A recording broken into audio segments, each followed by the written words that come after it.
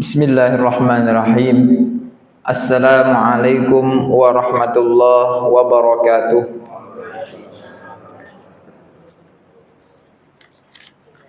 Innal hamdalillah nahmaduhu wa nasta'inuhu wa nastaghfir wa na'udzu billahi min syururi anfusina wa min sayyiati a'malina may yahdihillahu fala mudilla lahu wa may yudlil fala hadiya lahu.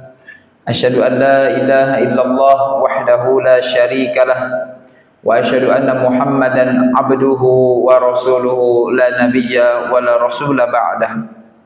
A'udzu billahi minasyaitonir rajim. Bismillahirrahmanirrahim. Ya ayyuhalladzina amanu ittaqullaha haqqa tuqatih wa la tamutunna illa wa antum muslimun. Wa qala an-nabiy sallallahu alaihi wasallam ittaqillaha haitsu ma kunta wa atbi'is sayyi'atal hasanata tamhuha wa khaliqin nasa bi khuluqin hasanin. Subhanaka la ilma lana illa ma 'allamtana innaka antal alimul hakim. Rabbi shrah lana sudurana wa yassir lana umurana waghfir lana wa liwalidina wa liman 'allamana wa ahsana ilaina. Puji dan syukur marilah kita panjatkan kepada Allah Subhanahu wa taala. Di kesempatan pagi hari ini kita masih diberikan nikmat sehat oleh Allah Subhanahu wa taala. Karena nikmat sehat ini adalah nikmat yang mahal harganya. Ada orang yang diberikan harta yang banyak oleh Allah Subhanahu wa taala, namun dia tidak bisa berjalan, dia tidak bisa makan dengan nikmat, dia tidak bisa duduk dengan saudara-saudara ikhwan di masjidnya, ya, kemudian tidak bisa beraktivitas. Maka kita bersyukur kepada Allah Subhanahu wa taala, masih diberikan sehat oleh Allah Subhanahu wa taala, masih bisa tertawa, ya. Bapak-bapak sekalian, lebih pilih tidak punya uang tapi bisa tertawa atau punya uang tetapi tidak bisa tertawa? Kalau pilihan yang ketiga tidak ada, ya, artinya sering sekali pertanyaan ini dilontarkan tetapi pilih yang tidak ada dalam choice-nya. Maunya banyak duit, ya, tetapi bisa ketawa. Nah, ini semua orang juga mau, ya. Cuma ketika Allah Subhanahu wa taala memberikan harta, maka Allah Subhanahu wa taala adil. Allah berikan ujian, ya. Dan tatkala Allah Subhanahu wa taala berikan nikmat sehat, ya, biasanya duitnya seret, ya Pak, ya. Ya, tetapi tidak apa-apa. Bisa menikmati kehidupan dengan tertawa, dengan berbahagia, bisa bertemu dengan sesama muslim, bisa bermajelis ilmu. Ini adalah nikmat yang luar biasa yang Allah Subhanahu wa taala berikan kepada kita. Jamaah yang dirahmati oleh Allah Subhanahu wa taala, tidak lupa salawat dan salam marilah kita haturkan kepada panutan terbaik junjungan kita Nabi besar Muhammad sallallahu alaihi wasallam, yang selalu kita contoh, kita ikuti, kita teladani, dengan harapan kita semua menjadi umat beliau yang diakui dan juga mendapatkan syafaat di hari akhir nanti. Amin ya rabbal alamin. Bapak dan Ibu sekalian, jamaah yang dirahmati oleh Allah Subhanahu wa taala, ketika suatu hari ada seorang masyayikh, ya, yang mana beliau mengajar di Masjid Nabawi. Kemudian tidak ada yang datang kecuali hanya satu orang, ya. Hanya satu orang. Apa kata beliau? Mau banyak, mau sedikit, saya akan tetap mengajar, ya. Karena ini adalah amanah dari Allah Subhanahu wa taala kepada saya untuk selalu menyampaikan ilmu. Inilah hakikat daripada kebenaran. Artinya tidak melihat seperti apa jumlahnya. Bahkan para nabi dan rasul ada di antaranya wan nabiyyu laisa wal nabiyyu wa ma'ahu wahid. Ada seorang nabi yang dia hanya beberapa orang bersamanya, bahkan ada yang hanya satu orang. Wan nabiyyu laisa ma'ahu ahadun. Ada seorang nabi yang enggak punya pengikutnya. Artinya beliau berdakwah tetapi tanggapan dari kaumnya menolak, enggak ada yang mau ikut nabi tersebut. Allah Subhanahu wa taala mengutus nabi dan rasul tidak hanya 25 nabi dan rasul, tetapi ada sekitar 120 ribuan nabi dan rasul yang pernah Allah Subhanahu wa taala utus ke muka bumi ini untuk berdakwah kepada kaum, berbagai macam kaum. Waalaikumsalam warahmatullahi wabarakatuh. Dan di antara 120 ribu nabi dan rasul itu ada yang tidak punya pengikut, ya. Tetapi di antara 125 nabi dan rasul itu yang terbanyak pengikutnya adalah Nabi Muhammad sallallahu alaihi wasallam. Artinya kebenaran bukan diukur oleh betapa banyak atau sedikitnya yang ikut, tetapi ya itulah jalan yang terus ditempuh, ya. Meskipun hanya sedikit, tetapi kita tetap bermajelis di tempat ini. Semoga ya di suatu saat nanti kita akan bisa bersama-sama berkumpul dengan saudara-saudara yang lain yang saat ini ada yang sedang sakit, ada yang sedang syar'i, sedang umroh dan lain sebagainya. Tetapi semoga hal-hal tersebut tidak menghalangi kita semua untuk bersama-sama meraih keridhaan Allah Subhanahu wa taala. Amin ya rabbal alamin. Jemaah yang dirahmati oleh Allah Subhanahu wa taala, hadis yang berikutnya masih bab al-muraqabah, yaitu merasa diawasi oleh Allah Subhanahu wa taala. Kita sudah sampai pada hadis tentang seorang yang menggunakan baju putih, ya. Baju putih, rambutnya hitam, kemudian tidak ada tanda-tanda safar, kemudian dia meminta diajarkan oleh Rasulullah sallallahu alaihi wasallam apa itu Islam, apa itu iman, apa itu ihsan. Kemudian yang terakhir dia bertanya tentang hari kiamat. Poinnya adalah ihsan, ya. Ihsan ini adalah seseorang beribadah kepada Allah seakan-akan dia melihat Allah. Kalau dia tidak mampu merasa melihat Allah, maka dia merasa sedang diawasi oleh Allah Subhanahu wa taala. Ini adalah muraqabah, merasa dilihat, merasa diawasi oleh Allah Subhanahu wa taala. Nah, kemudian yang berikutnya adalah hadis yang sangat-sangat populer, yang mungkin kita semua sudah hafal ya Pak ya. Sering disampaikan oleh khatib Jumat, sering disampaikan oleh penceramah, dan bahkan Bapak dan Ibu sekalian sudah hafal. Yaitu hadis dari Abu Dzar Jundub ibni Junadah radhiyallahu anhu wa Abi Abdurrahman Mu'adz bin Jabal radhiyallahu anhuma an Rasulillah sallallahu alaihi wasallam qol ittaqillaha haitsu ma kunta wa atbi'is sayyi'atal hasanata tamhuha wa khaliqin nasa bi khuluqin hasanin rawahu Tirmidzi wa qala haditsun hasanun. Dari Abu Dzar dan Abu Abdurrahman Mu'adz bin Jabal radhiyallahu anhu, ya. Jadi periwayat hadis ini ada dua, yaitu Abu Dzar Jundub bin Junadah radhiyallahu anhu dan Mu'adz bin Jabal radhiyallahu anhu. Mereka berdua menceritakan bahwa Rasulullah sallallahu alaihi wasallam pernah bersabda, "Ittaqillaha haitsu ma kunta." Bertakwalah kalian dimanapun kalian berada. Wa atbi'is sayyi'atal hasanata tamhuha, dan ikutilah perbuatan sayyi'ah atau perbuatan buruk dengan kebaikan.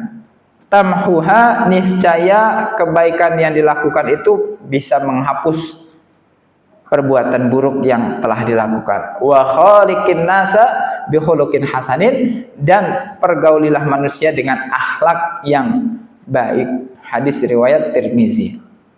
Nah, ini poinnya adalah yang pertama.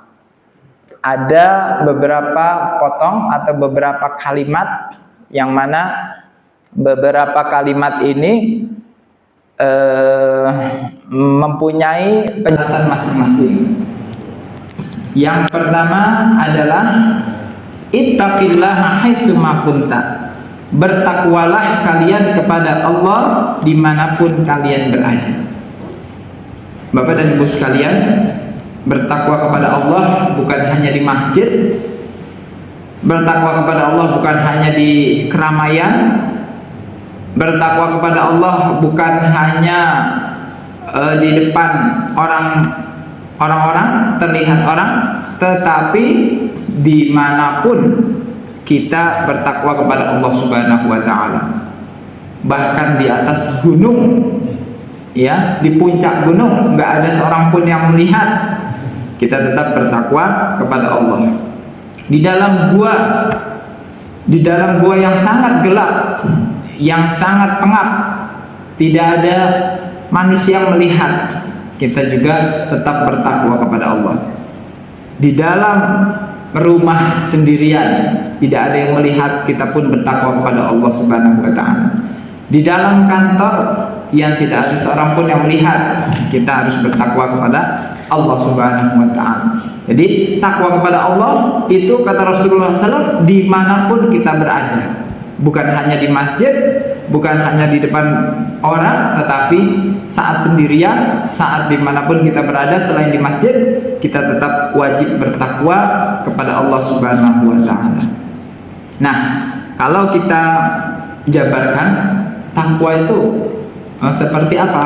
Nah, kata Imam Ali bin Abi Thalib radhiyallahu anhu, ini masyhur sekali, di antara makna takwa adalah takut kepada Allah Subhanahu wa Ta'ala yang berimplikasi kepada meninggalkan larangan Allah Subhanahu wa Ta'ala. Nah, jadi takwa kepada Allah Subhanahu wa Ta'ala itu di antaranya adalah takut kepada Allah Subhanahu wa Ta'ala. Berarti kita merasa takut kepada Allah, tidak mau melakukan keburukan, bukan hanya di hadapan orang-orang saja, tetapi saat nggak ada orang pun kita tetap meninggalkan larangan-larangan Allah Subhanahu wa Ta'ala. Kenapa? Karena kita diawasi oleh Allah Subhanahu wa Ta'ala. Diawasi oleh Allah Subhanahu wa Ta'ala sudah pasti. Kemudian ada dua malaikat yang mencatat amal perbuatan kita. Ya, ada malaikat raqib, ya, atid. Sebagian menyatakan raqibun atid itu hanya satu. Raqib itu maha mengawasi, atid maha teliti. Jadi malaikat yang mengawasi dan teliti. Sebagian menyatakan malaikatnya itu satu, tapi dua sifat itu. Sebagian menyatakan yang satunya raqib mengawasi, yang satunya atid, ya, merinci apa yang dilakukan, apa saja, mencatat. Nah, anak kulihat mau satu atau mau dua, yang penting ada malaikat yang menyertai kita. Jadi kalau kita di tempat sepi sekalipun, kita tetap ada yang menemani, yaitu malaikatnya Allah Subhanahu wa Ta'ala. Jadi sudah dua. Yang pertama diawasi oleh Allah, yang kedua ada malaikat yang menyertai kita. Yang ketiga, tempat yang saat kita melakukan perbuatan yang tidak baik itu juga akan bersaksi di hadapan Allah Subhanahu wa Ta'ala. Maka dari itu ada sebuah ayat di dalam Al-Quran yang menyatakan akan menceritakan semua apa yang pernah terjadi di tempat itu. Ada yang tahu Bapak dan Ibu sekalian surat apa? Surat yang menceritakan bahwasanya bumi akan menceritakan apa yang pernah terjadi di atasnya. Yauma idzin tuhaditsu akhbaraha bi anna rabbaka awhalaha yauma idh yasdurun nas ashtatan liyara a'malahum faman ya'mal mithqala dzarratin khairan yarah wa man ya'mal mithqala dzarratin syarran yarah. Az-zalzalah ya. Idza zulzilatil ardu zilzalaha wa akhrajatil ardu athqalaha wa qala al insanu ma laha yauma idzin tuhadditsu akhbaraha. Pada hari itu tuhadditsu, bumi akan menceritakan. Haddatsa yuhadditsu, menceritakan atau membongkar seluruh kejadian yang pernah terjadi, akhbaraha, apa-apa yang pernah terjadi di atasnya, bi anna rabbaka awhalaha dan lain sebagainya. Jemaah yang dirahmati oleh Allah, sehingga orang-orang yang beriman mau di tempat sepi sekalipun dia takut kepada Allah karena diawasi oleh Allah, kemudian ada malaikat yang mencatatnya, kemudian tempat tersebut akan bersaksi di hadapan Allah Subhanahu wa taala. Jemaah yang dirahmati oleh Allah Subhanahu wa taala, uniknya di dalam hadis ini Rasulullah melanjutkan wa atbi'is sayyi'atal hasanata tamhuha, dan iringilah keburukan yang telah engkau lakukan dengan kebaikan, niscaya akan dihapus oleh Allah Subhanahu wa taala. Artinya apa, Pak? Yang pertama tadi, bertakwalah kepada Allah dimanapun Anda berada. Itu banyak yang gak lulus ya. Artinya banyak yang tetap melakukan keburukan, banyak yang tetap berbohong ya, banyak yang tetap sembunyi mencuri, banyak yang sembunyi tidak menjaga pandangan dan lain sebagainya, sehingga terjatuhlah seseorang pada keburukan ya. Dia gagal untuk menghadirkan muraqabah di dalam kehidupannya. Maka Rasulullah SAW mengikuti atau melanjutkan sabdanya, wa'at bi'is sayyi'atal hasanata tamhuha, iringilah perbuatan buruk yang telah engkau lakukan dengan kebaikan. Artinya banyak diantara kaum muslimin yang tidak berhasil untuk menghadirkan muraqabah, malah melakukan keburukan, sehingga Rasulullah SAW ya memberikan solusi. Apabila terlanjur melakukan keburukan, atbi'is sayyi'atal hasanah, iringilah keburukan tersebut dengan kebaikan, tamhuha, niscaya perbuatan yang baik itu akan menghapuskan. Wa khaliqin nasa bi khuluqin hasanin, dan pergaulilah manusia dengan akhlak yang baik. Bapak dan Ibu sekalian, maka dari itu kita terkadang perlu untuk menghukum diri kita sendiri ya. Yaitu dengan apa? Ya, tatkala kita melakukan kesalahan, ya kita hukumlah diri kita dengan sedekah misalnya. Ya, kalau saya hari ini tidak sholat di masjid, ya maka saya akan bersedekah 20.000 misalnya. Kalau hari ini saya melihat sesuatu yang haram, maka saya akan bersedekah ya 50.000 misalnya. Nah, ini bukan hanya sekedar hukuman, tetapi ada upaya agar dosa kita diampuni oleh Allah Subhanahu wa taala. Sebab Rasulullah SAW sudah menjelaskan, ikutilah perbuatan yang buruk dengan kebaikan, niscaya akan dihapuskan oleh Allah Subhanahu wa taala. Syukur-syukur bisa sholat 2 rakaat, kemudian istighfar, meminta ampun kepada Allah Subhanahu wa taala. Jamaah yang dirahmati oleh Allah Subhanahu wa taala, innallaha yuhibbut tawwabin wa yuhibbul mutatahhirin, karena Allah Maha mencintai hamba-hambanya yang tawwabin, selalu bertaubat ya. Artinya kita banyak melakukan dosa, maka taubatnya juga banyak. At-tawwab itu orang-orang yang banyak bertaubat. At-tawwab berarti dia banyak salah kemudian langsung bertaubat, salah taubat lagi, taubat terus, itu dicintai oleh Allah Subhanahu wa taala. Wa yuhibbul mutatahhirin, dan Allah mencintai hamba-hambanya yang selalu mensucikan dan membersihkan dirinya. Nah, di akhir hadis ini Rasulullah SAW bersabda, wa khaliqin nas bi khuluqin hasanin, pergaulilah manusia dengan akhlak yang baik. Nah, akhlak yang baik ini di dalam hadis yang lain Rasulullah SAW bersabda, la yu'minu ahadukum hatta yuhibba li akhihi ma yuhibbu li nafsihi. Tidaklah seseorang dikatakan sempurna imannya sampai dia benar-benar mencintai saudara muslimnya sebagaimana dia mencintai dirinya sendiri. Ya. Ada orang melakukan suatu perbuatan, ya. Perbuatan itu dia tidak sadar kalau perbuatan itu adalah perbuatan yang akhlak buruk, ya. Dia memperlakukan orang seperti itu terus hingga suatu ketika dia diperlakukan sama dengan dia memperlakukan orang lain. Artinya dia sering komentari orang, ya. Dia suka komentari orang yang bersalah langsung dikomentari, kemudian dinasihati jangan begitulah. Kemudian dia mengatakan, loh, saya kan hanya menyampaikan kebenaran, ya. Suatu ketika dia terjatuh pada perbuatan buruk tersebut, lalu kemudian dia diperlakukan sama oleh orang-orang sehingga dia pun menjadi sadar ternyata yang selama ini dia lakukan adalah kesalahan. Maka jamaah yang dirahmati oleh Allah Subhanahu wa taala, sangat-sangat detail ajaran Rasulullah SAW, karena manusia ini hanya melihat, ya, seakan-akan itu adalah perbuatan yang menurut dia sudah baik, tetapi ukurannya, ya, kepada orang lain, tetapi ketika diukur kepada dirinya sendiri ternyata dia tidak sanggup untuk memikulnya.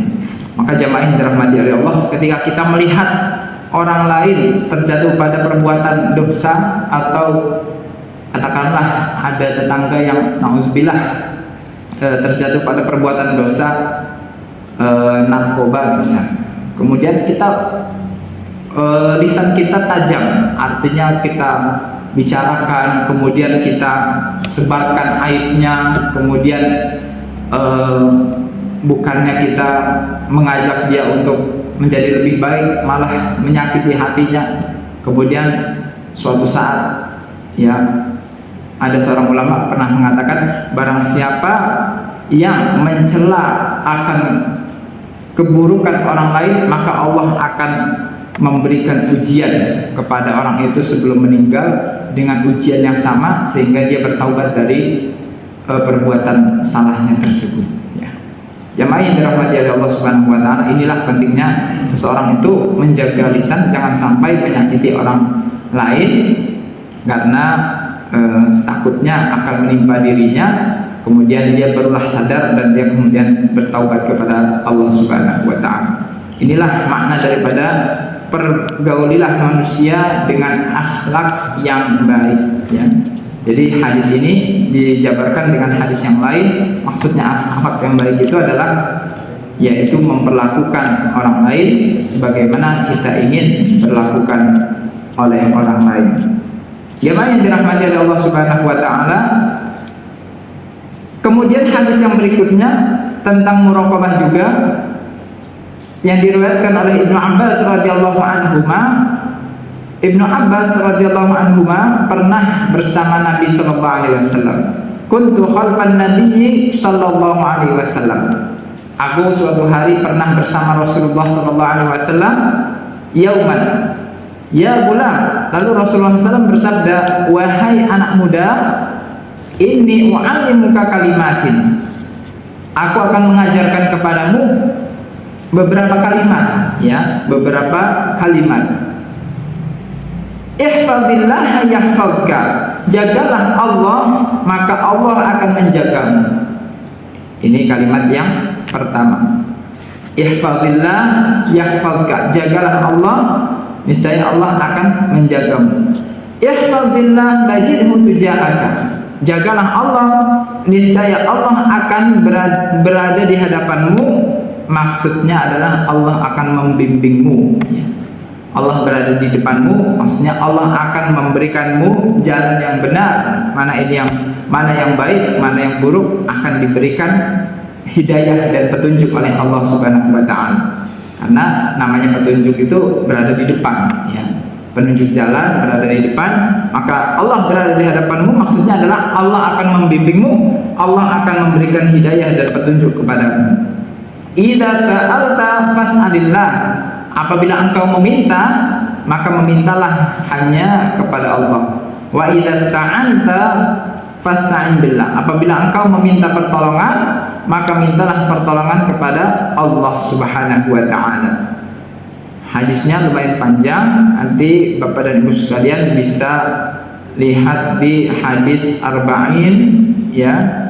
Hadis arba'in, ya, hadis yang ke-19. Ya, ada di hadis arba'in juga ini hadisnya. Ini di Riyadhus Shalihin dicantumkan juga. Tetapi yang menjadi pembahasan kita di dalam kitab Riyadhus Shalihin ini adalah muraqabahnya. Apa yang perlu untuk di garis bawahi? Ihfazillah yahfazka. Jagalah Allah, niscaya Allah akan menjagamu. Kemudian dijelaskan di dalam kitab Al-Wafi Syarah Al-Arba'in An-Nawawi, ya, karena ini hadisnya ada di dalam syarah, ada dalam Arba'in An-Nawawi, disebutkan oleh Dr. Mustafa Al-Khin dan Mustafa Al-Bugha bahwasanya dimaksud dengan menjaga Allah Subhanahu wa taala adalah jagalah batasan-batasan Allah Subhanahu wa taala. Jagalah aturan-aturan Allah Subhanahu wa taala, jangan sampai dilanggar. Bukan menjaga Allah, karena Allah tidak butuh penjagaan kita, karena Allah Maha Kuasa. Bahkan yang butuh penjagaan itu malah kita yang membutuhkan dijaga oleh Allah Subhanahu wa taala. Maksudnya menjaga Allah, jagalah aturan-aturan Allah, jangan dilanggar, jangan diterabas, jangan dilakukan, ya. Aturan-aturan Allah, batasan-batasan Allah harus diperhatikan. Yahfazka, maka balasannya adalah Allah pun akan menjagamu, ya. Nah, ini Bapak dan Ibu sekalian, kita ingin dijaga Allah, Pak. Ibu-ibu mau dijaga oleh Allah Subhanahu wa taala? Iya. Pasti kita semua ingin dijaga oleh Allah Subhanahu wa taala. Bagaimana caranya? Yaitu kita selalu menjaga batasan-batasan Allah Subhanahu wa taala. Kalau Allah menjaga kita, maka tidak ada seorang pun yang mampu mencelakakan kita, ya, kecuali atas izin Allah Subhanahu wa taala. Ya, meskipun kita berada di medan yang sangat berbahaya, tetapi kalau kita berada dalam lindungan Allah Subhanahu wa taala, pasti kita akan diselamatkan oleh Allah Subhanahu wa taala. Ketika kita menjaga Allah, maka balasannya juga serupa, yaitu penjagaan. Innamal jaza min jinsil amal. Sesungguhnya balasan sesuai dengan jenis perbuatan yang kita lakukan. Kalau perbuatan kita adalah perbuatan menjaga aturan-aturan Allah, kita jaga batasan-batasan Allah, maka kita pun dapat penjagaan dari Allah Subhanahu wa taala. Kalau kita menyayangi makhluk-makhluk Allah, maka kita pun akan disayang oleh Allah Subhanahu wa taala. Ar-Rahimun yarhamhumur Rahman. Orang-orang yang menyayangi makhluk-makhluk Allah di muka bumi ini, maka akan disayangi oleh Allah dan seluruh penduduk yang ada di langit. Artinya yang kita lakukan itulah yang akan kita tuai. Apa yang kita tanam itulah yang kita panen. Ketika kita memberikan yang terbaik untuk Allah, maka kita juga mendapatkan balasan yang terbaik. Apabila kita memberikan uang yang bagus, ya, uang yang bagus, yang terbaik menurut kita, maka kita akan mendapatkan balasan yang terbaik di sisi Allah Subhanahu wa taala. Tapi kalau kita memberikannya yang sudah duit yang sudah lecek, ya, yang sudah robek-robek, masukin ke kotak infak, ya, nanti balasannya juga robek-robek, ya. Artinya sesuai dengan apa yang kita beri, kita akan mendapatkan apa yang sudah kita lakukan tersebut.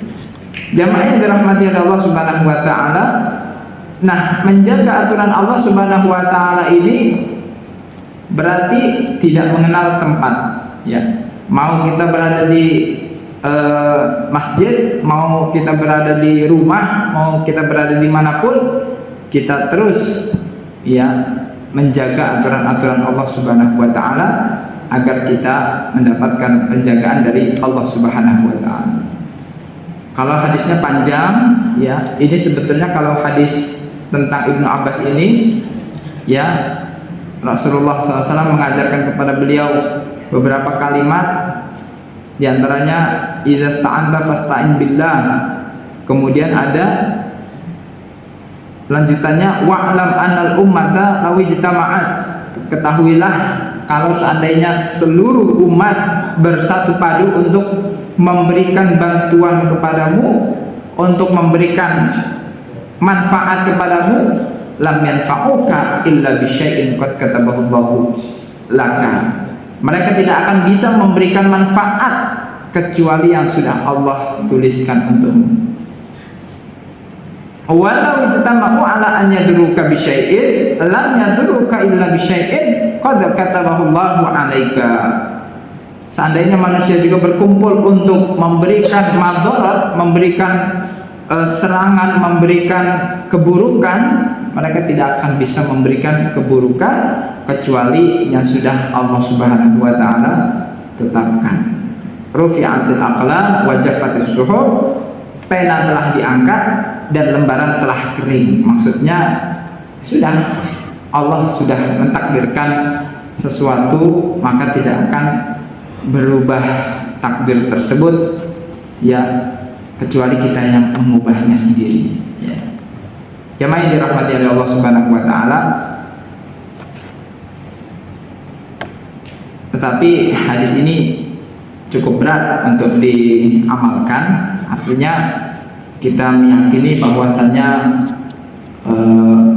ketika seluruh manusia memusuhi kita, ya, selagi kita berada di atas jalan yang lurus, ini tentu sesuatu yang sangat berat dalam kehidupan kita, tetapi menjadi mudah bagi orang-orang yang dimudahkan oleh Allah Subhanahu wa taala.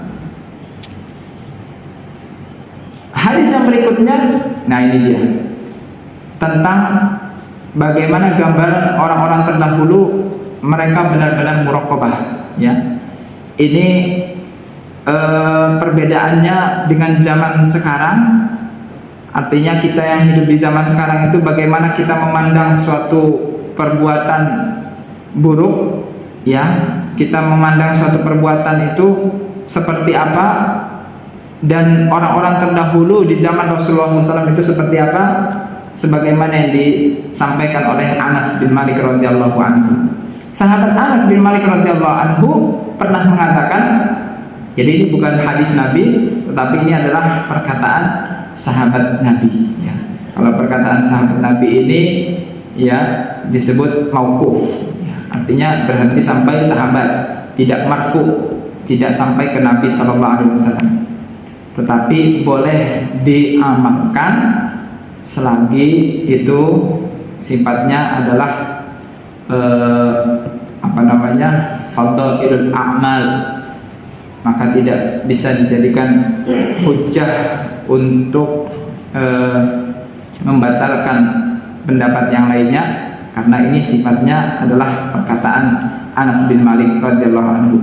Tetapi yang harus kita yakini, yang disampaikan oleh Anas ini tentu beliau sampaikan, ya, karena terjadi di zaman Rasulullah SAW atau pernah diajarkan oleh Rasulullah SAW. Apa yang beliau sampaikan? Innakum la ta'maluna a'malan. Ini isinya komentar beliau terhadap generasi setelah sahabat, ya. Jadi Rasulullah SAW sudah meninggal dan beberapa sahabat juga sudah meninggal.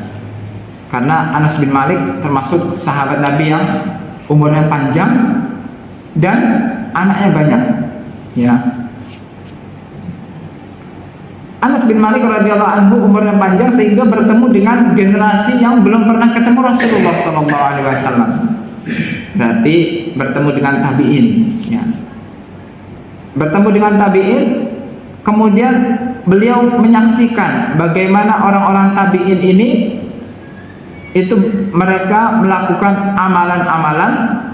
Innakum la ta'maluna a'malan, wahai para generasi-generasi tabi'in, sesungguhnya kalian melakukan amalan-amalan hiya adaku fi a'yunikum, yang mana amalan-amalan kalian itu kalian menganggapnya seperti adaku, ya, remeh-temeh, fi a'yunikum, di pandangan kalian, di mata kalian, minas sya'ri, remeh dan lebih kecil daripada sya'ri, itu adalah gandum, lebih kecil, seakan-akan enggak berbahaya, hanya sedikit saja, seperti butiran gandum. Wa in kunna na'uddaha ala ahdi Rasulillah SAW, kalian melakukan suatu perbuatan kalian anggap itu lebih kecil atau remeh-temeh, padahal kami para sahabat di zaman Rasulullah SAW ketika melakukan suatu perbuatan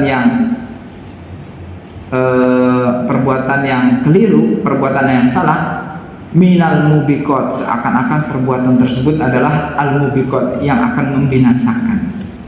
Ya, makna al mubiqat yakni al muhlikat, maksudnya adalah sesuatu yang membinasakan.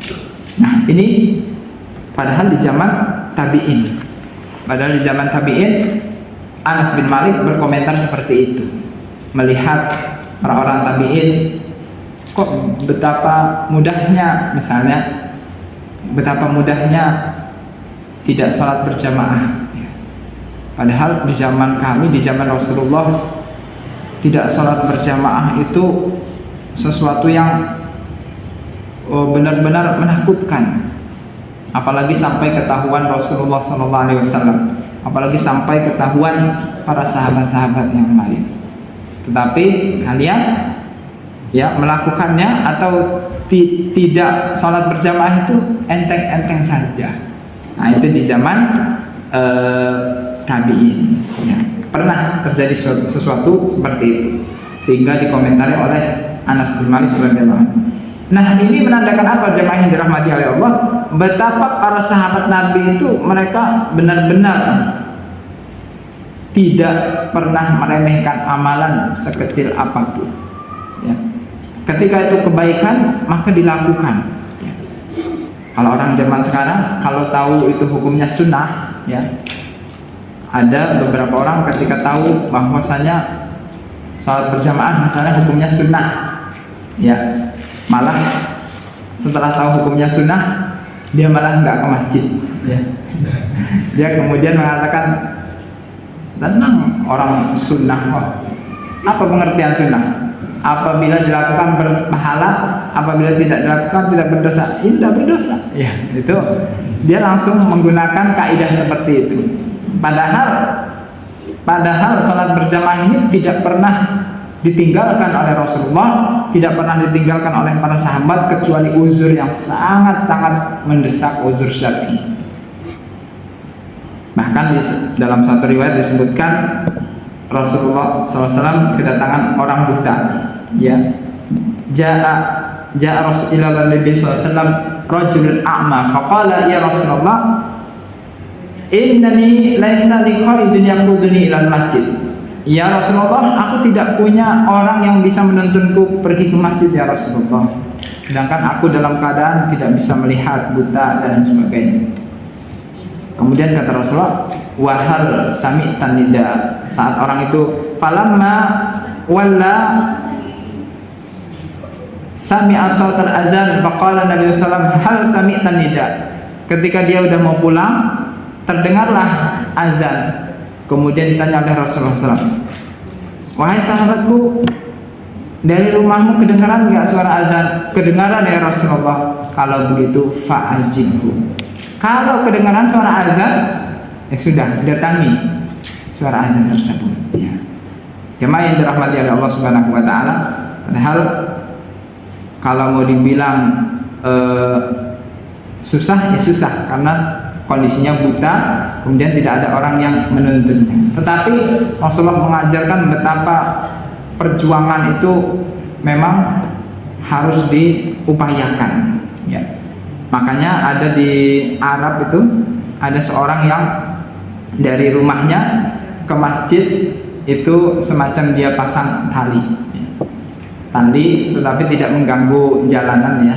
Misalnya atau ada beberapa tanda dia taruh di jalan supaya dia bisa tahu, oh ini dia sudah berada di pertengahan, oh dia sudah bentar lagi sampai masjid, sehingga dia bisa masuk masjid dengan baik tanpa menabrak atau tanpa dan lain sebagainya. Nah, itu dilakukan karena dia benar-benar mengetahui pahala sholat berjamaah yang dilakukan setiap kali dia melakukan sholat berjamaah. Nah, yang terjadi di zaman saat ini adalah ketika orang sudah azan berkumandang, ya, kemudian rumahnya juga dekat, ya, kemudian juga kendaraan ada, kemudian ditanya kenapa tidak sholat berjamaah, jawabannya sunnah. Nah, ini dia jemaah yang dirahmati oleh Allah Subhanahu Wa Taala. Kalau kata Ustadz Adi, ya, beliau mengatakan sunnah itu bukan untuk ditinggalkan, ya. Justru kalau tahu kita itu adalah sunnah, kita malah melakukannya. Ketika kita tidak bisa melakukannya, barulah kita tidak apa-apa. Kenapa? Karena takutnya ketika seseorang meninggalkan sunnah karena tahu itu adalah sunnah, bisa jadi takutnya itu adalah bentuk meremehkan, ya, apa yang sudah diajarkan oleh Rasulullah SAW. Ya, seakan-akan tidak berdosa, tetapi dia hatinya meremehkan perbuatan sunnah tersebut. Maka jangan sampai kemudian ketika ada yang sunnah kita tinggalkan dengan beralasan tidak berdosa.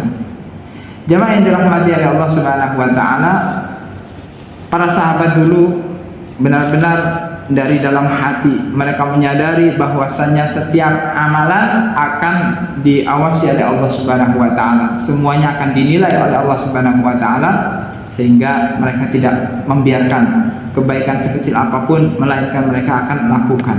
Ketika ada keburukan sekecil apapun, mereka tinggalkan, ya. Tetapi zaman berubah dari zaman ke zaman, makanya dari zaman Rasulullah, zaman tabi'in, tabi'ut tabi'in, zaman keemasan hanya berada di 3 itu. Sahabat, tabi'in, tabi'ut tabi'in, setelahnya sudah jauh sekali.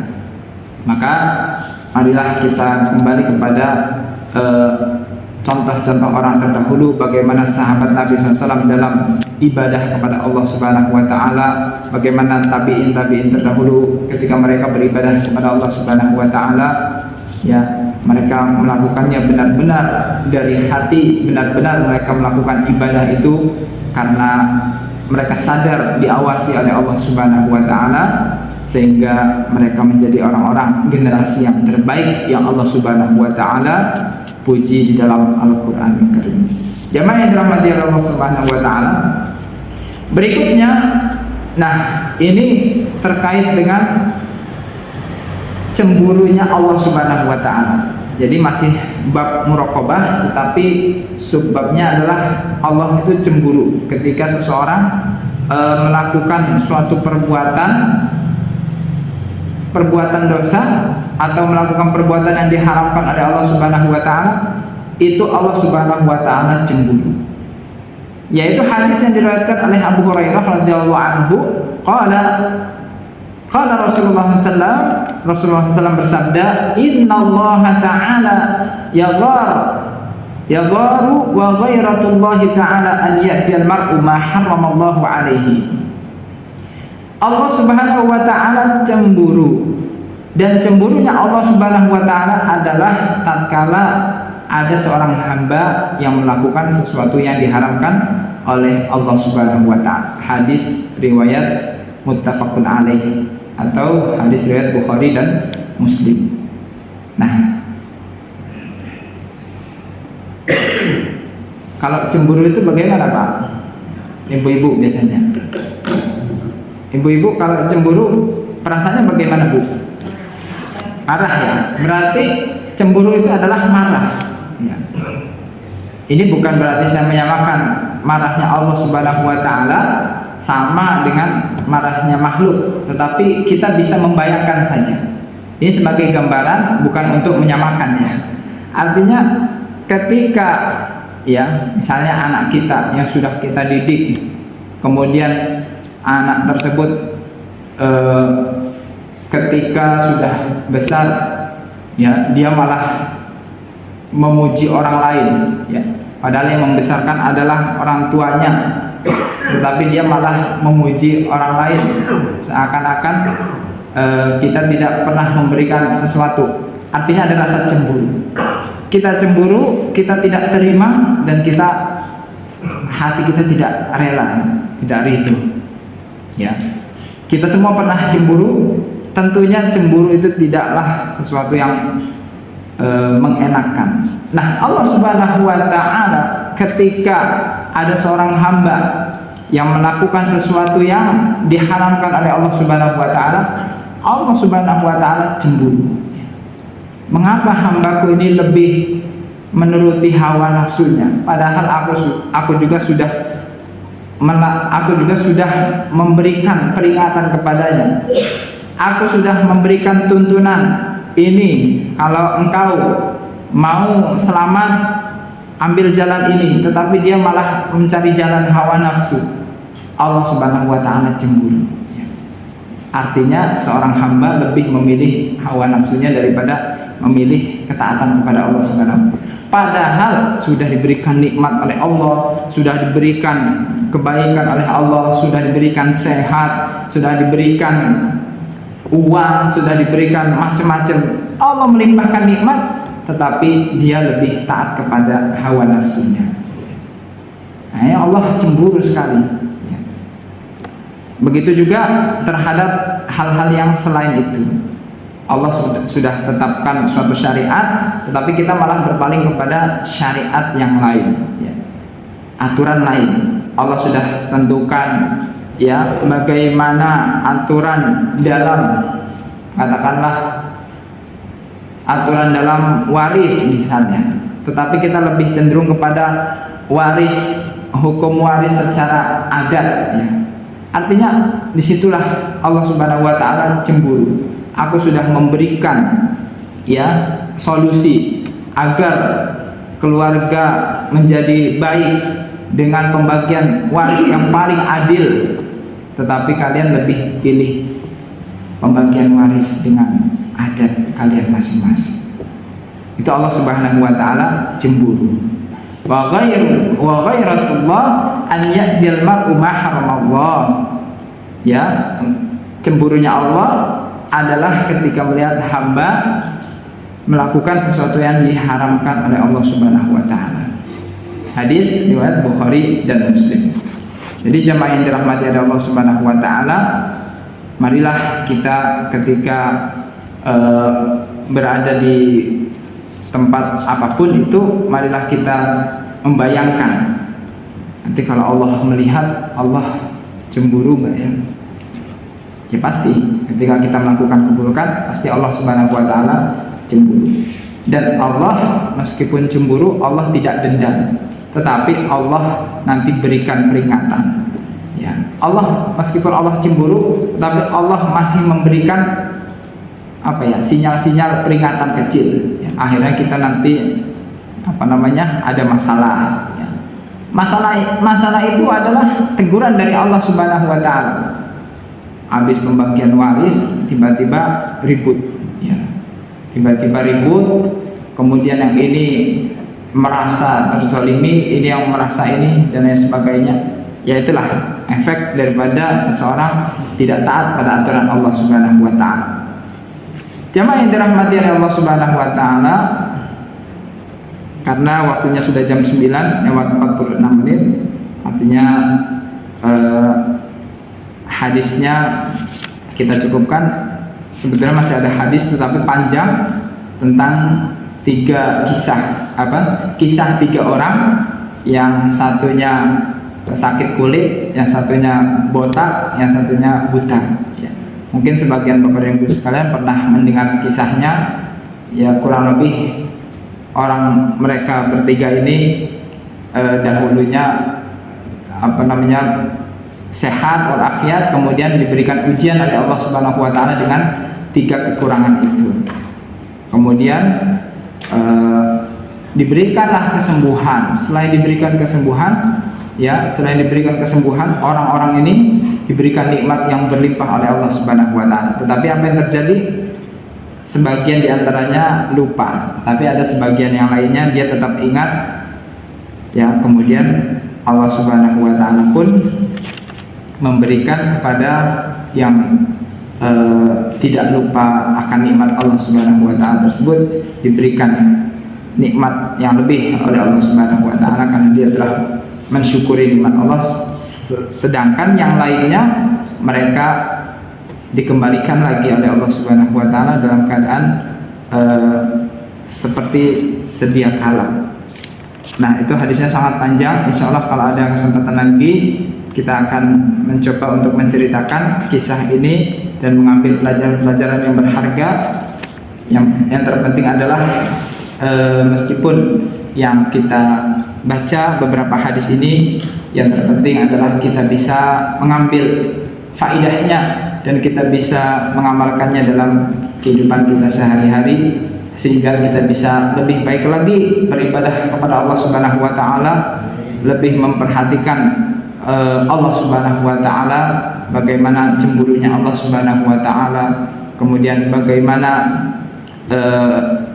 pandangan kita terhadap suatu perbuatan baik dan buruk. Apabila itu perbuatan baik sekecil apapun kita lakukan, apabila perbuatan buruk sekecil apapun kita tinggalkan, karena kita ingin menjadi orang-orang yang mendapatkan petunjuk dari Allah Subhanahu wa taala. Itu saja yang bisa kami sampaikan. Semoga bermanfaat Bapak dan Ibu sekalian. Apabila dalam penyampaian ini ada yang kurang, mohon dimaaf sebesar-besarnya. Apabila penyampaiannya ada yang bisa kita ambil pelajaran, maka amalkanlah dalam kehidupan kita sehari-hari. Kita cukupkan dan kita akhiri. Billahi taufiq wal hidayah. Wassalamualaikum warahmatullahi wabarakatuh.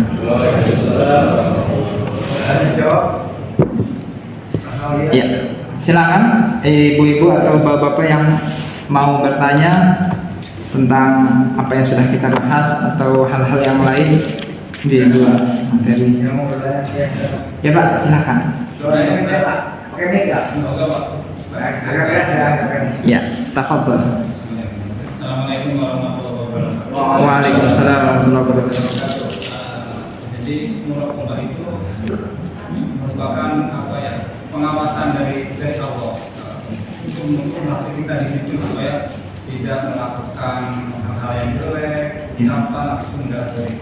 Nah, yang ingin saya tanyakan ini Ustaz, bagaimana nih kalau misalkan itu masih dalam hati, apakah masih dalam pengawasan ya? Misalkan hati kita itu mau berbuat baik, apakah apakah sayangnya nih dalam mau berbuat baik, tapi masih dalam hati, apakah masuk dalam catatan malaikat tadi itu bisa? Ya. Baik.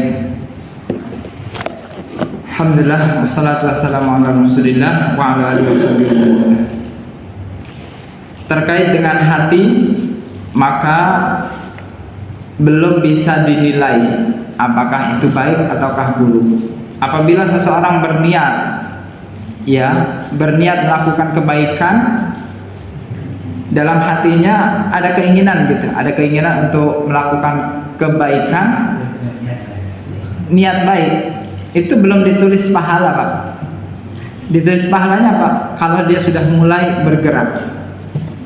Kenapa? Karena yang namanya niat itu adalah qasdul qalbi al-muqtarin bil fi'l. Keinginan hati tetapi langsung diwujudkan dengan kenyataan.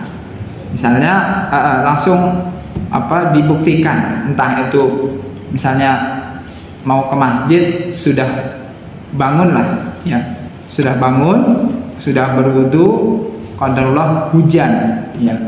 Qadarullah hujan. Nah, maka bapak yang sudah bangun, sudah berwudu, itu berarti sudah keinginan yang sudah ditindaklanjuti dengan langkah, ya. Maka itu sudah dinilai sholat berjamaah oleh Allah Subhanahu wa Ta'ala. Tetapi ketika bapak ada keinginan, saya mau sholat subuh lah, tapi masih tarik selimut, ya, itu enggak dihitung sebagai niat, ya. Karena ada orang yang mengatakan, udah diniatin aja dulu, nanti dapat pahala. Ya kalau enak lah, kalau cuma diniatin dapat pahala, ya, niat mau sholat subuh dapat pahala sholat subuh, tarik selimut lagi, ya, enggak seperti itu. Tetapi sudah benar-benar kita ingin melakukannya, sudah ada gerakan, maka ketika ada sesuatu yang menghalangi, kita tidak bisa mendatangi sholat berjamaah karena hujan atau karena lain sebagainya, maka kita sudah dihitung pahala oleh Allah Subhanahu wa Ta'ala. Termasuk yang haji juga ya? Iya, termasuk yang haji juga. Sudah setor, sudah pelunasan, ya. Tetapi kalau cuma sekedar, wah saya pengen lah naik haji, tapi nggak pernah nabung-nabung, nggak pernah daftar, ya itu berarti cuma dalam hati saja, nggak dihitung pahala oleh Allah Subhanahu wa Ta'ala. Karena Allah Subhanahu wa Ta'ala berfirman, "Wa may yakhruj min baitihi muhajiran ila Allah, tsumma yudrikul maut, faqad waqa'a ajruhu 'ala Allah."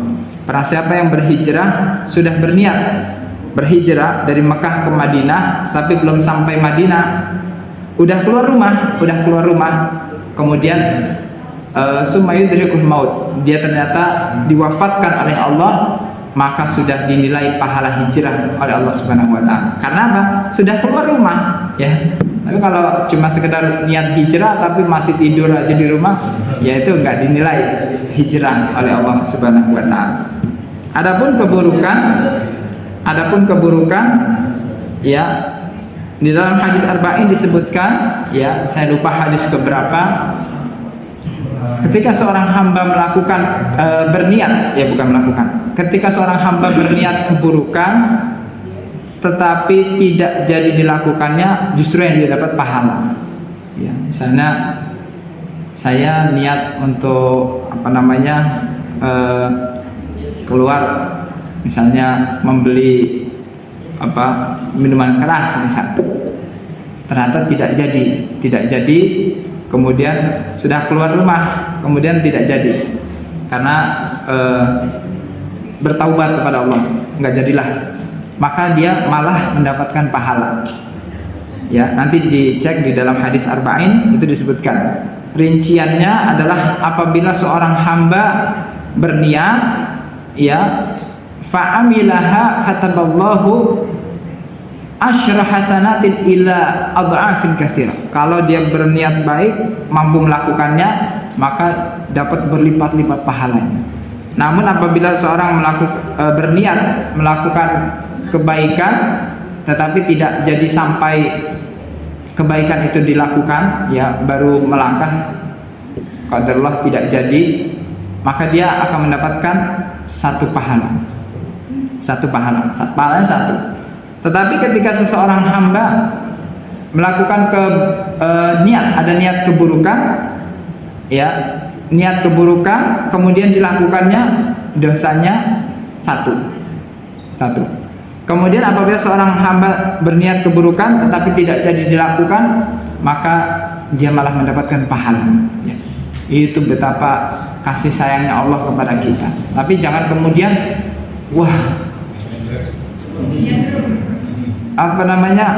keburukan cuma satu dosanya, akhirnya malah melakukan keburukan. Bukan itu masalahnya. Masalahnya adalah Allah tuh cemburu, ya. Masa kita tidak memikirkan Allah Subhanahu wa Ta'ala. Meskipun dosanya cuma satu, tapi itu menunjukkan bahwa kita ini orang yang tidak tahu diri, ya. Allah sudah sayang melalui lisan Rasulnya, artinya itu sebagai bentuk Allah merahmati seorang yang melakukan melakukan perbuatan buruk, biar jangan sampai berputus asa gitu, Pak. Maksudnya Ada orang yang melakukan keburukan kemudian dia putus asa, dia merasa tidak pantas untuk diampuni oleh Allah. Jangan sampai. Maka muncullah hadis seperti itu, melakukan keburukan dosanya cuma satu.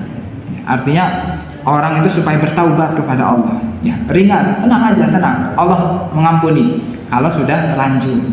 Tapi kalau belum dilakukan, ya sebisa mungkin jangan dilakukan. Jangan dilakukan. Mengapa?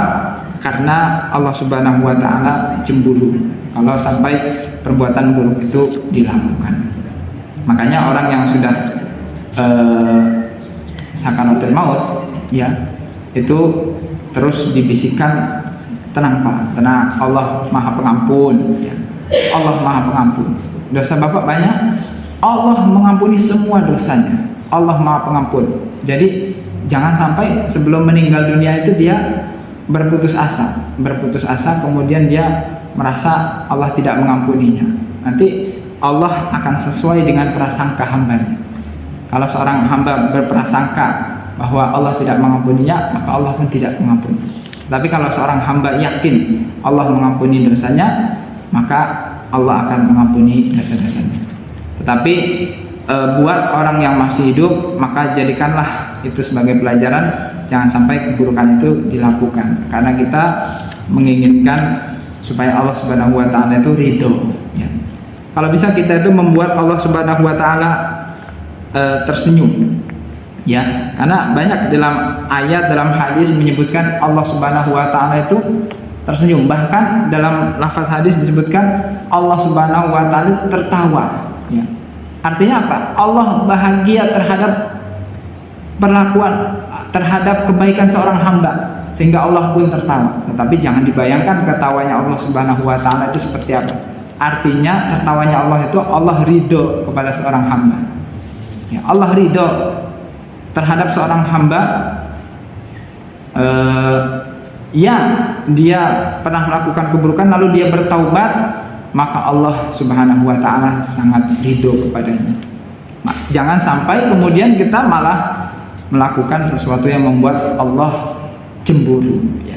Kalau bisa kita membuat Allah itu ridho, Allah itu tertawa kepada kita, maksudnya ridho. Jangan sampai membuat Allah Subhanahu wa taala itu cemburu, apalagi sampai murka, naudzubillah min dzalik. Jadi intinya adalah kalau masih berada dalam hati tidak dinilai Pak, ya. Tapi kalau sudah terrealisasi barulah dimulai catatan itu. Selagi masih ada dalam hati, ya, penanya masih terangkat.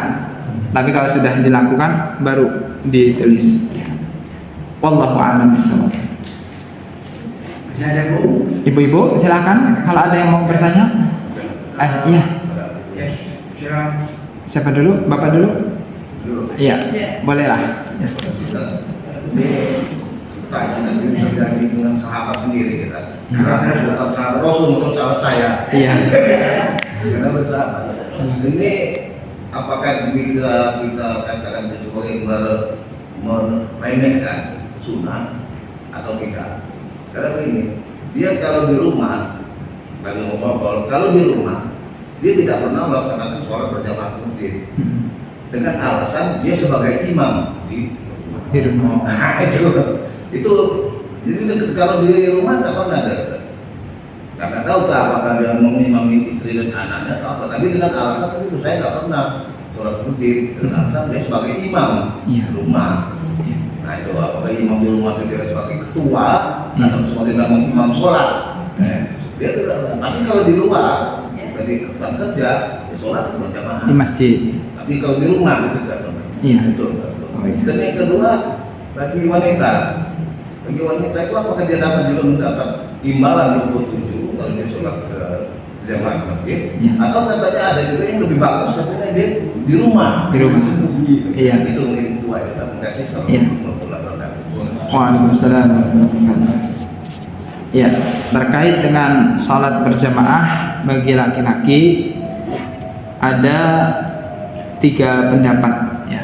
Tapi kita tidak akan membahas ke situ. Intinya ada yang menyatakan sunnah muakkadah ya seperti Imam Abu Hanifah, kemudian ada yang mengatakan fardu kifayah seperti Imam Syafi'i, kemudian ada yang menyatakan wajib yaitu Imam Ahmad dan Imam Zuhri.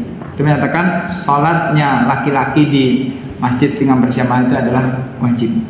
Nah, ala kulli hal, apapun itu pandangan para ulama, intinya adalah bagi seorang yang laki-laki itu memang yang terbaiknya kata Rasulullah SAW, khairus sufuf lirijal awwaluha, sebaik-baik shaf bagi laki-laki adalah di depan ya, berarti kan dia mencari sholat yang ada shafnya, berarti berjamaah.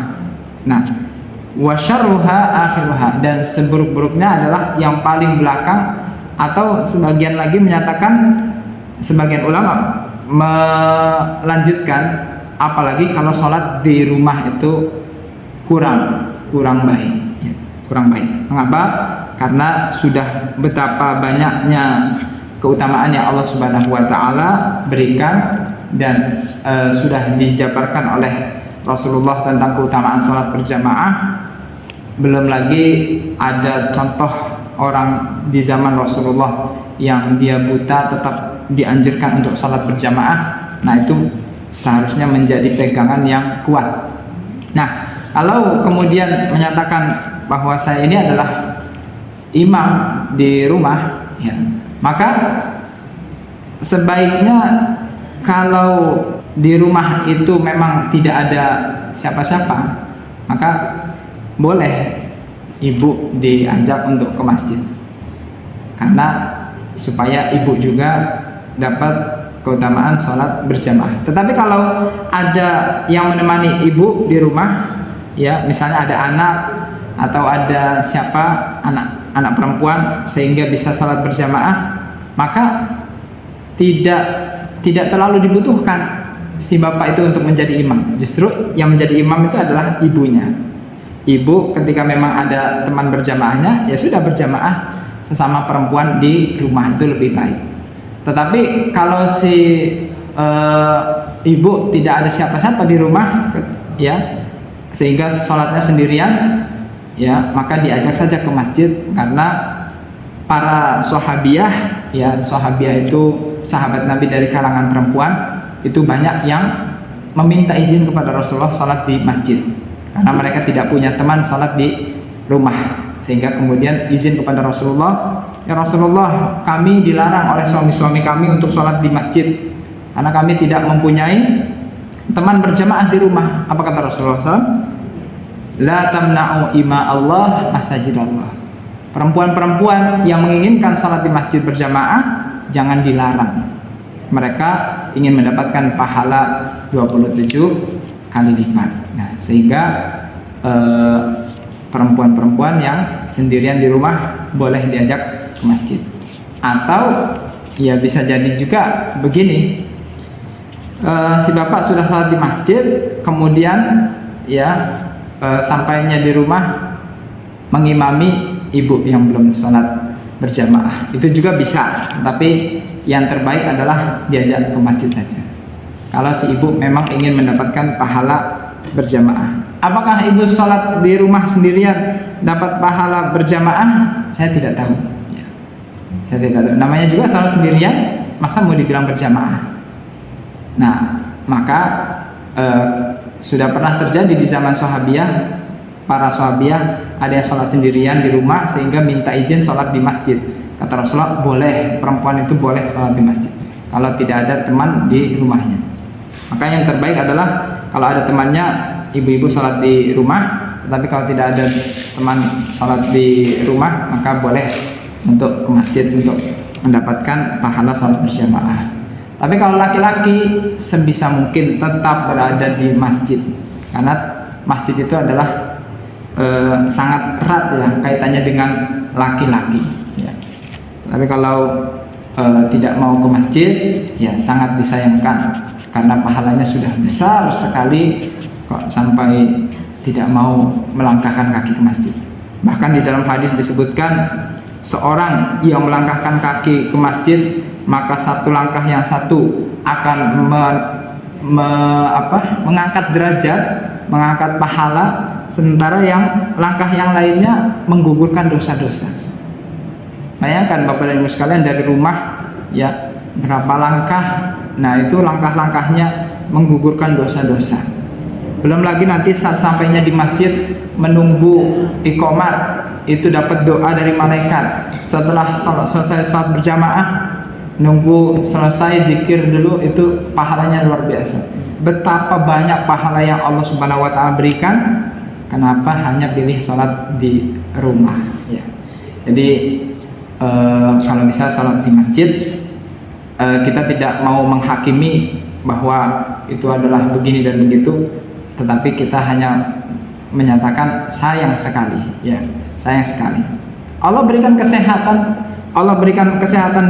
kaki masih bisa melangkah, itu biar bisa melangkah. Apakah harus kalau sudah stroke baru sadar, wah kenapa saya enggak ke masjid ya? Pas sudah stroke baru kepengen ke masjid ya. Pas masih sehat maunya di rumah ya. Maka Allah mumpung masih berikan kesehatan, itu bukan untuk disia-siakan, tetapi untuk digunakan sebaik-baiknya untuk ketaatan kepada Allah, untuk mendatangi majelis ilmu. Makanya dalam istilahnya hidup ini adalah mumpung masih sehat, mumpung masih ada waktu, mumpung masih ada umur, maka digunakanlah untuk ketaatan-ketaatan kepada Allah Subhanahu wa taala. Nanti kalau sudah nggak ada kesempatan lagi, ya barulah kita tidak menyesal, karena ya Allah saya sudah menggunakan waktu yang sebaik-baiknya. Tapi kalau orang yang tidak menggunakan dengan sebaik-baiknya, biasanya nanti menyesal ya. Di akhiratnya nanti menyesal, ya Allah kenapa dulu hidup tidak ibadah, kenapa hidup tidak melakukan sunnah, kenapa hidup meremehkan, kenapa hidup malas-malasan. Itu nanti orang-orang yang menyesal. Tapi orang-orang yang sudah berusaha semaksimal mungkin, dia tidak akan menyesal di akhirat. Wallahu a'lam bishawab. Silakan. Terakhir ini ya. Terakhir. Oh iya. Terakhir. Terkait dengan juga. Jadi adakah asal menurutnya tentang Rasulullah melarang sebaiknya kamu tuh ada di rumah masjid kamu lebih baik dari masjid kamu. Di halaman kamu dan di kamar kamu itu bagaimana menurutnya? Ada. Menurut ya. Ada. Ya itu ya. Itu Iya. yang kita jelaskan. Yang kedua, tadi istilah awabin dan atawabin sama tidak? Awabin dan atawabin. Iya. Itu sama ya kan? At-tawwabin orang-orang yang bertaubat, al-awwabin orang-orang yang kembali kepada Allah. Kalau awab itu orang-orang yang kembali kepada Allah, kalau tawwabin taubat kepada Allah. Ada kaitannya dengan surat awabin. Salat awwabin Nah, itu dijelaskan. Itu udah pernah dibahas. sudah pernah dibahas, tapi nggak apa-apa nanti dibahas lagi. Ya, baik. Terima kasih pertanyaannya Bu. Yang pertama adalah terkait dengan asbabul wurudnya. Asbabul wurudnya kalau yang terjadi di zaman sahabiyah itu saya kurang tahu riwayatnya seperti apa. Tetapi penjelasan para ulama bahwasanya syariat sholat di awalnya kan Rasulullah SAW menganjurkan bagi perempuan sholatnya di rumahnya, ya kan? Ketika Rasulullah SAW perintahkan perempuan-perempuan untuk sholat di rumahnya masing-masing, itu ada maslahat yang sedang dicapai oleh Rasulullah SAW, atau ada tujuannya. Kalau asbabul wurud ini kan kronologisnya ya. Kalau kronologisnya saya kurang paham apakah dari sahabat atau sahabiah yang bernama fulan itu saya belum membacanya. Tetapi dijelaskan oleh para ulama mengapa Rasulullah SAW memerintahkan para perempuan untuk sholatnya di rumah adalah untuk membatasi campurnya atau menjauhi yang namanya fitnah. Fitnah itu adalah sesuatu yang terjadi antara laki-laki dan perempuan. Misalnya gara-gara ke masjid, jadi misalnya terjadi campur baur misalnya. Kemudian laki-laki tidak khusyuk sholatnya karena di jalan ketemu perempuan misalnya, ya kan, sama-sama mau ke masjid misalnya.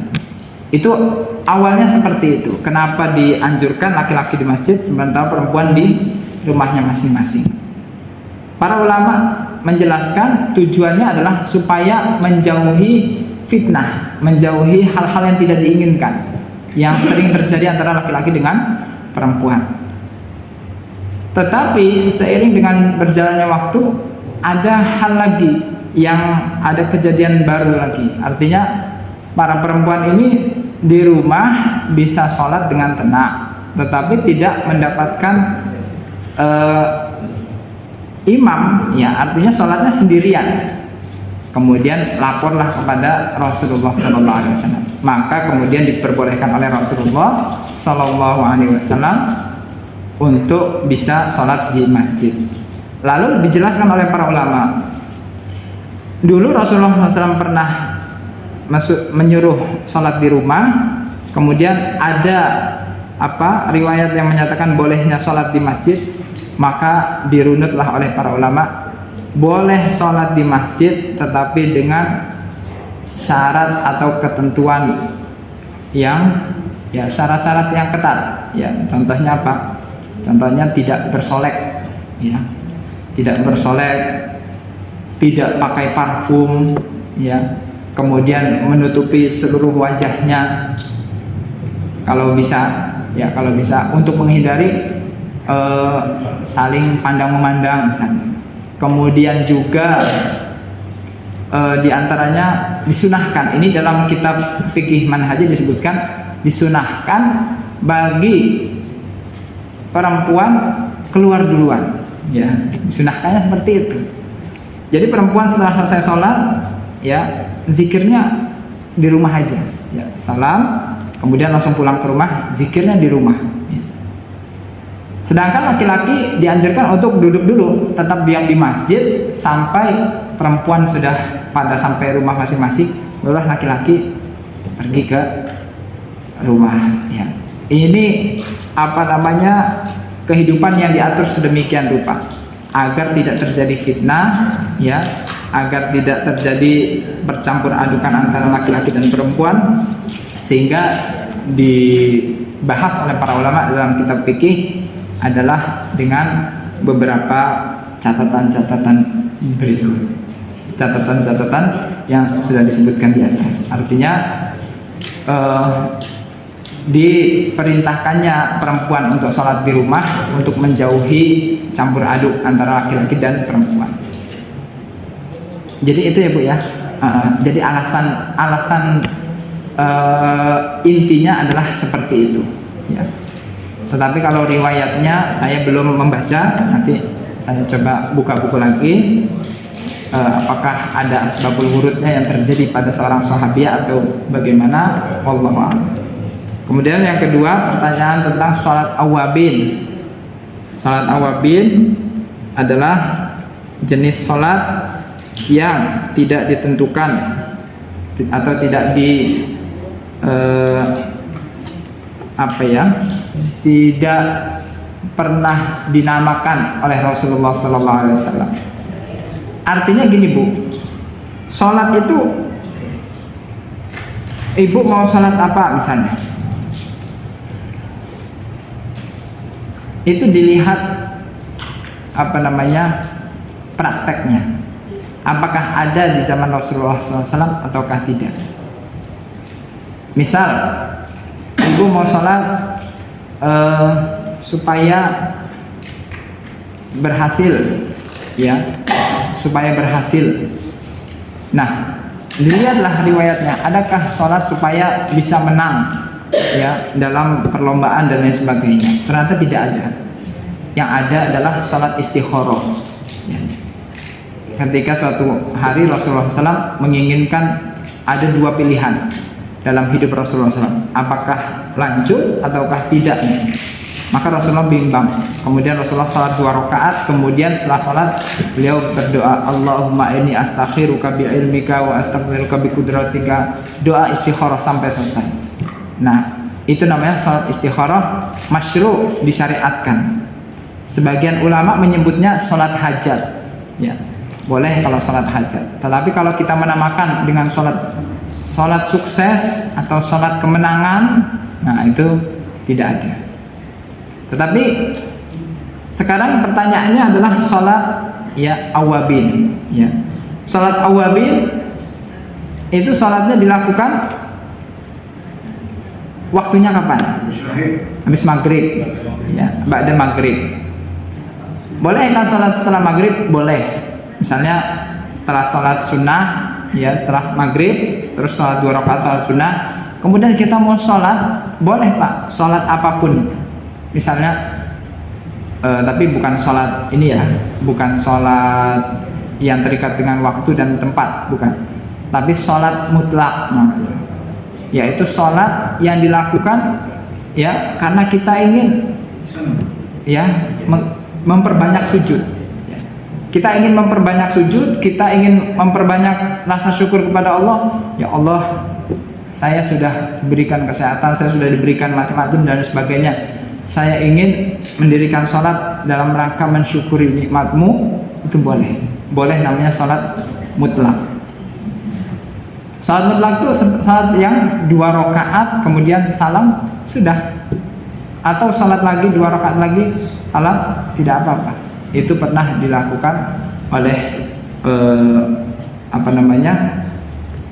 para sahabat dan Rasulullah SAW. Tetapi namanya tidak disebut nama sholat awabin. Artinya itu kita sholat apalah yang kita yang kita inginkan, tetapi jangan dikasih nama kalau bisa, ya, karena penamaan terhadap sholat itu takutnya pensyariatan, ya, apalagi sampai dibawakan hadis-hadis yang kurang sahih, kemudian ada keutamaannya, tidak ada.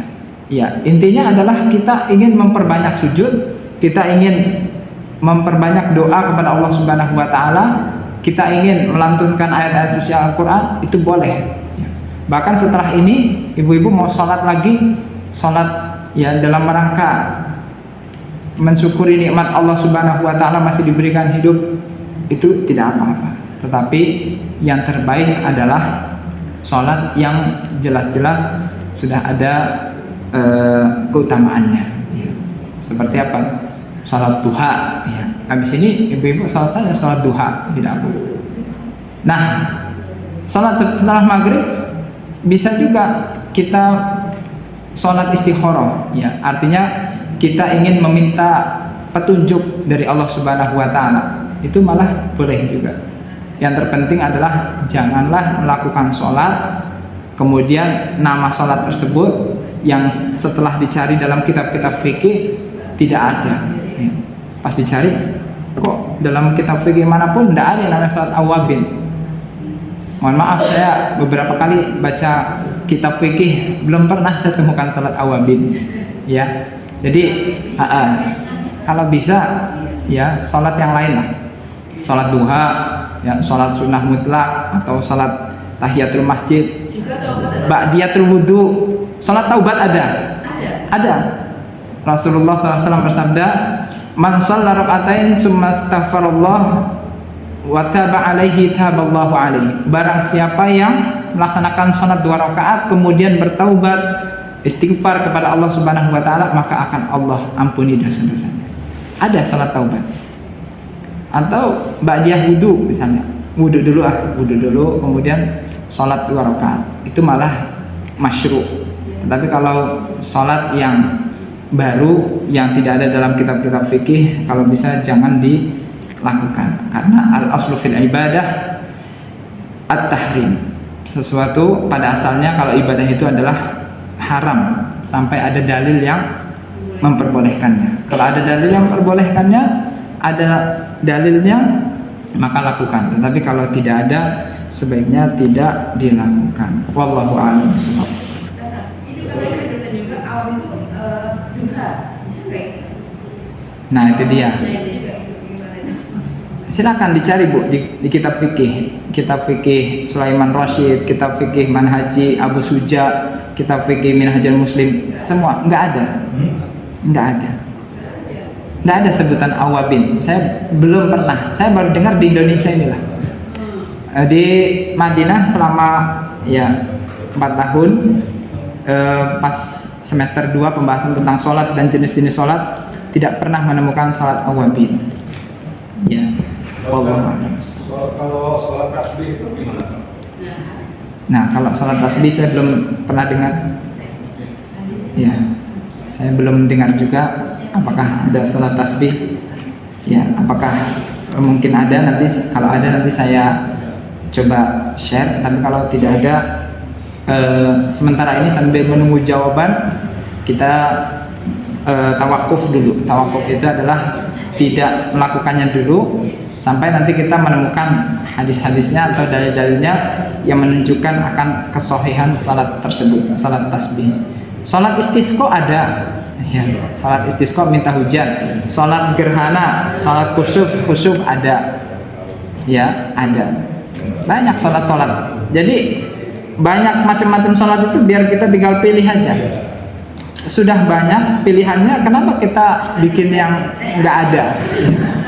Sebut terlalu. Ramai gitu kan, awabin, ada gambarnya, tasbih. Iya. Makanya kembali ke kitab fikih. Kalau dalam kitab fikih tidak ada, maka tidak usah. Tetapi kalau ada dalam fikih, maka monggo silakan. Wallahu a'lam. Intinya kembali ke ilmu. Kalau kita ingin diterima oleh Allah Subhanahu wa taala, dapat ridho Allah Subhanahu wa taala, kembalilah kepada ilmu, dalil-dalil yang sahih, tuntunan para ulama. Jangan sampai kita melakukan sesuatu yang masih belum jelas kesahihannya. Wallahu a'lam bishawab. Itu saja, semoga bisa bermanfaat khususnya bagi diri saya pribadi. Apabila kurang berkenan mohon dimaafkan. Kita akhiri dengan alhamdulillahirabbil alamin. Billahi taufiq wal hidayah. Wassalamualaikum warahmatullahi wabarakatuh.